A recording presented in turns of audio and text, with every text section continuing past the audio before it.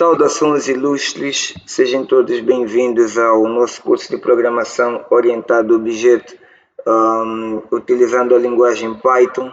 Eu que vos falo sou o David Adriano, Backend Developer, e eu tomei a ousadia de agregar valor à sua carreira profissional oferecendo-lhe este curso, ok?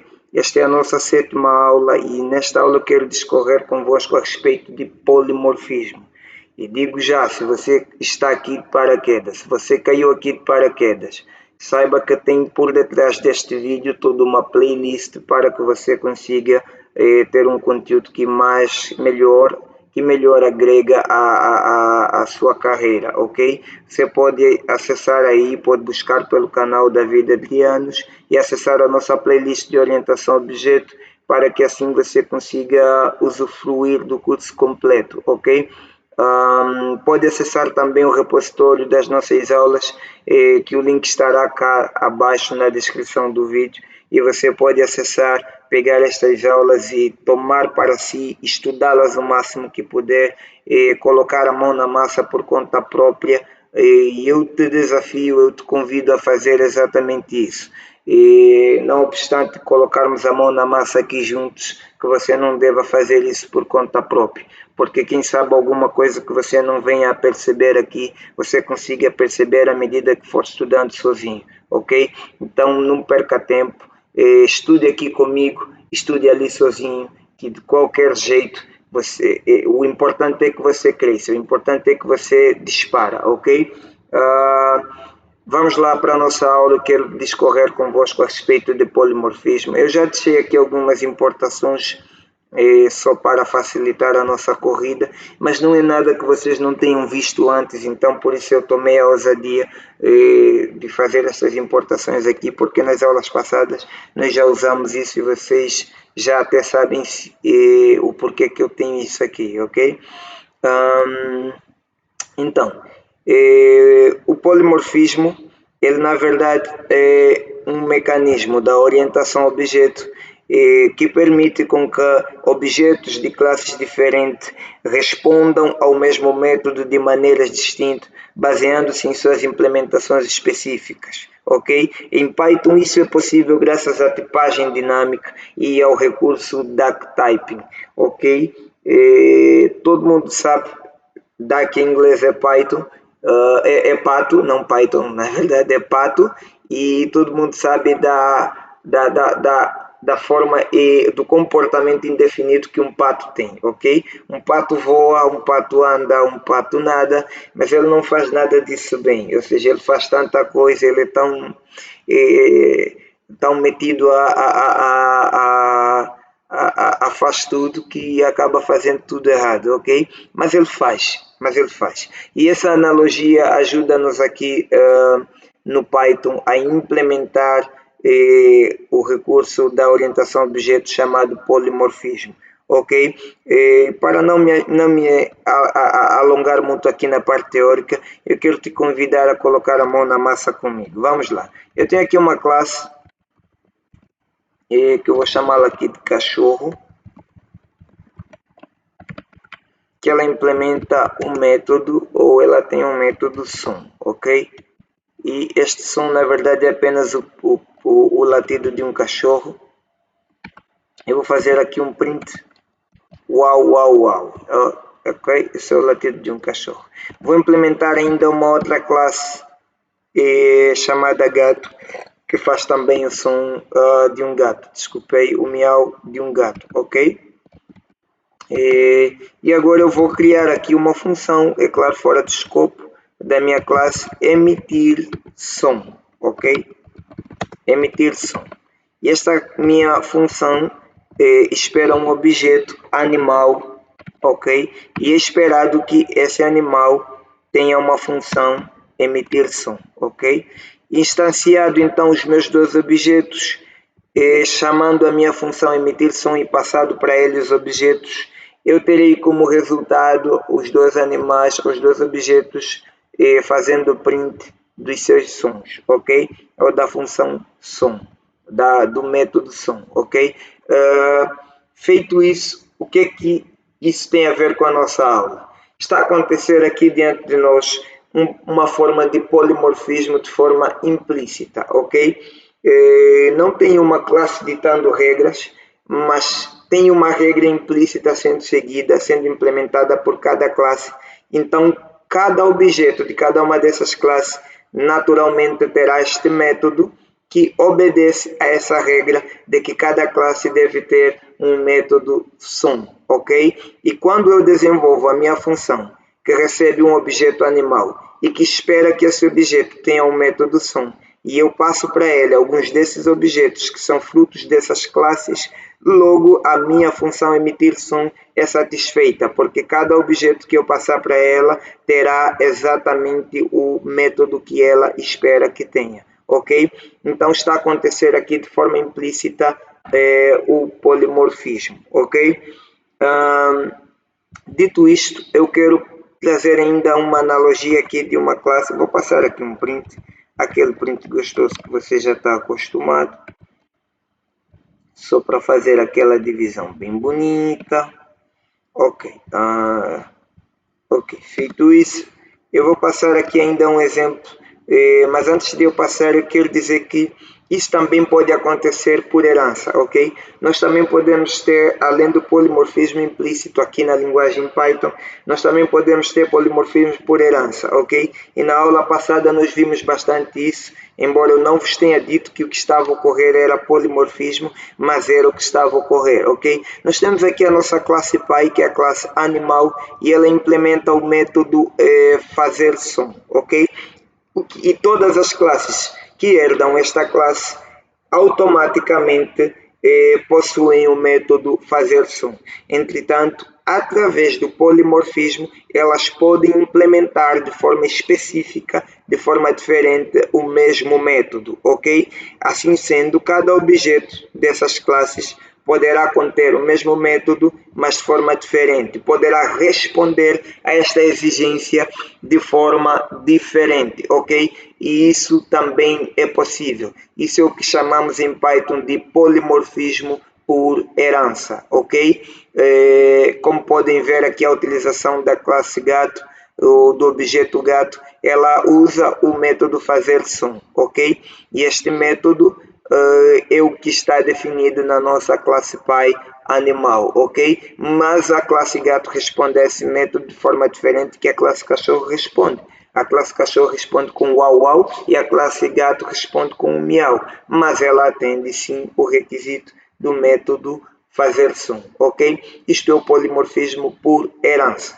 Vou fechar aqui a nossa aula de herança e vou seguir aqui com a nossa aula de polimorfismo para que assim eu consiga lhe mostrar um bocado mais do que eu quero. Eu tenho cá um exemplo na nossa matéria que eu gostava de utilizar, ok? E este exemplo é o exemplo de das formas geométricas, ok? Eu vou usar este exemplo aqui, vou copiar e vou colar aqui para tentar lhe explicar. Eu tenho cá uma classe retângulo, que por sua vez recebe largura e altura, e tenho um método área. Tenho também uma classe círculo, que por sua vez recebe o valor de um raio, e tem também o método área, ok? Entretanto, eu tenho a minha função calcular área, né, que é basicamente uma função que recebe formas geométricas, que pode ser ela recebe forma geométrica porque pode ser em forma de uma lista, ou seja, você pode mandar uma lista de formas geométricas e ela, por sua vez, percorre cada forma dentro dessa lista e imprime o cálculo da área, ok? Que, por sua vez, é um método que está em todas estas classes, implementando um polimorfismo implícito, ok? E eu posso, então, aqui construir uma lista de forma geométrica e chamar a minha função calcular áreas e passar a minha lista de formas. Como resultado, eu terei isto aqui. Formas is not defined. Let me clear output e run again, ok? Ok, agora sim. Eu tenho aqui a área 12, que é a área de um retângulo, e a área do círculo, eu tenho aqui 78, alguma coisa aí, ok? Então, estão aqui e está a funcionar o polimorfismo implícito a rodar aqui nos nossos scripts, e vou tentar evoluir um bocado mais aqui este exemplo. Eu vou fazer o seguinte: eu vou tipar esta entrada, eu vou exigir que ela seja uma lista de objeto, ok? Eu vou exigir que ela seja uma lista de objeto e eu vou fazer o seguinte: eu vou colocar aqui que para cada forma dentro da minha lista de forma, eu vou usar aqui um método try exception para fazer um tratamento de exceção e eu conseguir ter alguma coisa bem mais clara, bem mais bonita rodando aqui, ok? E, na verdade, essa alteração que eu estou fazendo agora, eu não preparei antes, não está anexo ao nosso material teórico, mas como vai estar aqui no nosso script, então vamos lá, bora lá. O que eu quero aqui? Eu vou querer ainda este print. Eu vou querer este print, só que de uma forma diferente, porque agora eu vou querer exibir o objeto que está sendo printado, qual é o nome do objeto que está sendo printado e o valor o valor da área, ok, que corresponde, ok? Então eu vou ter aqui str forma, ok? Eu vou ter um str forma e vou usar esta função aqui para que eu consiga ter acesso ao nome do meu objeto. Eu vou dizer aí, vou setar aqui 20, correto? E feito isso, o que tem aí de erro? Eu vou passar só aqui uma seta básica e vou passar aqui o valor da área. O que está errado aqui? O que está errado aqui?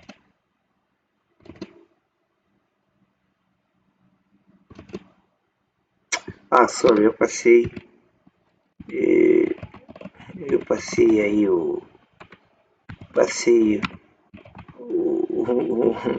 passei errado aí, era para ser um L, eu passei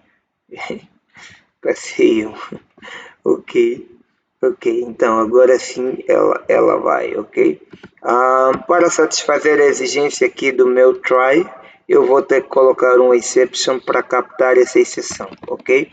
Graças a Deus aqui o meu autocomplete já ajudou e eu tenho aqui uma exceção, uma captura da exceção e eu consigo aqui captar o erro e passar para vocês, ok?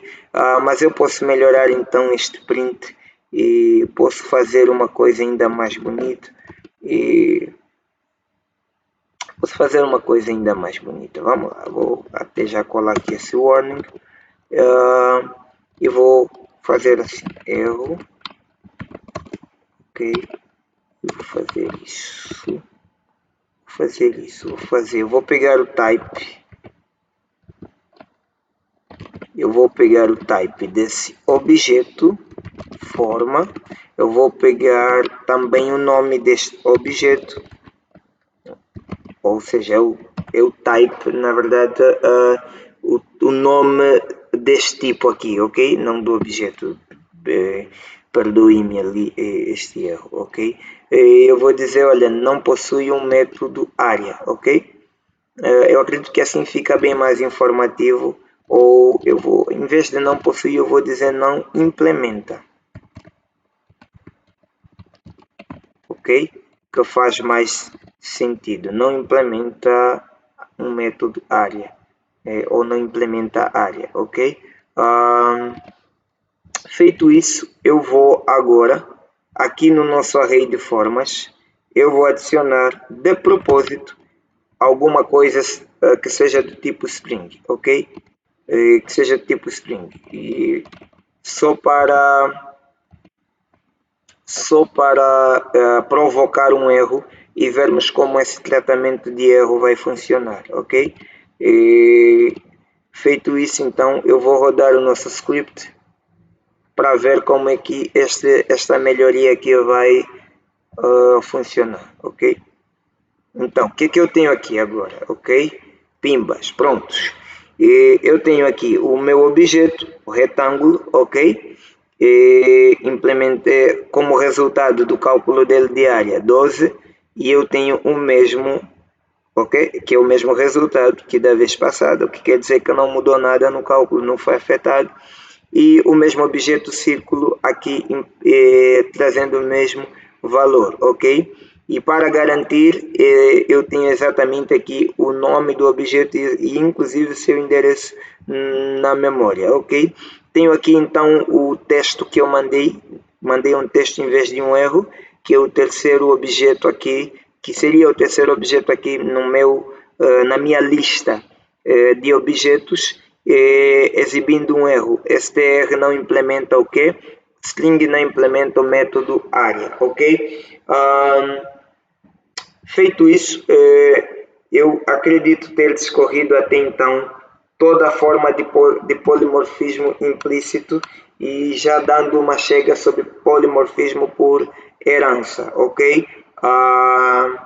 Este código, estas aulas, todo o material teórico estará disponível à sua disposição no nosso repositório do GitHub.